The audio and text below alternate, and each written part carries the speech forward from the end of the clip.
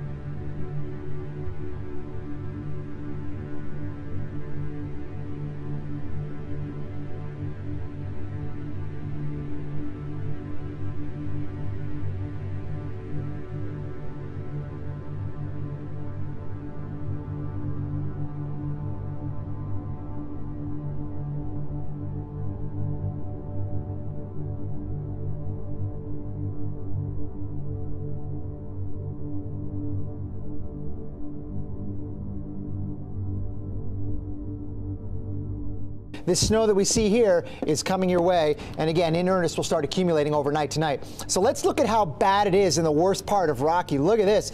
North winds sustained at 42, gusts to 52. That's tropical storm force legit there. We have Oklahoma, Gage, Oklahoma, winds gusting to 35 miles an hour.